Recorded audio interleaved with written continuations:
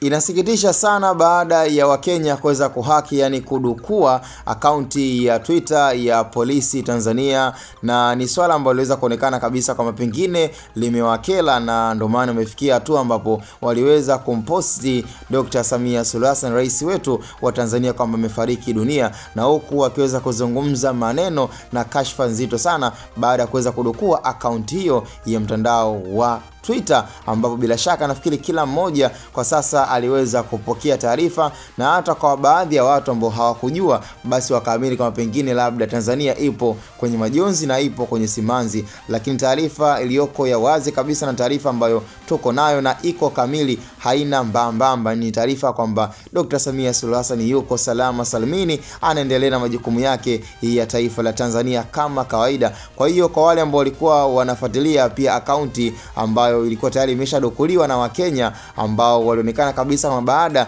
ya kile kilichoonekana kabisa kwamba kimewakera na kimeendelea kutengeneza chuki kubwa baina ya Tanzania na Kenya mpaka sasa hivi, yani mambo hayako sawa. Yani kama kuna Mtanzania kwa sasa hivi ana mpango wa kutoka Tanzania kwenda Kenya, basi inabidi ajipange, kwa sababu tayari kumeshaanza kuwa na mchafuko ndani ya Kenya, wakiona kabisa kama Tanzania kwa sasa hivi huenda ile amani ama ule urafiki na ule ukaribu waliokopo nao basi huenda ukafikia katika mahala pabaya. Na yote imeweza kuonekana kabisa baada ya Dr. Samia Suluhu Hassan kuweza kuwaomba kwamba yani yanayofanyika Tanzania basi endelee kufanyika Tanzania na sio kuingiliwa wala kuharibiwa na nchi za nje, ambapo hapo kauli hiyo ndio ikaonekana kama imekuwa ni kama mwiba katika taifa la Kenya, na mjasika mjikuta mpaka wamedukua akaunti iliyokuwa inaendeshwa na Tanzania na viongozi Tanzania ambao pia ni jeshi la polisi, huku wakiweza kutoa taarifa ya kifo cha Dr. Samia Suluhu Hassan. Cha msingi tukutane kwenye comment, lakini taarifa iliyoko kamili ni kwamba kwa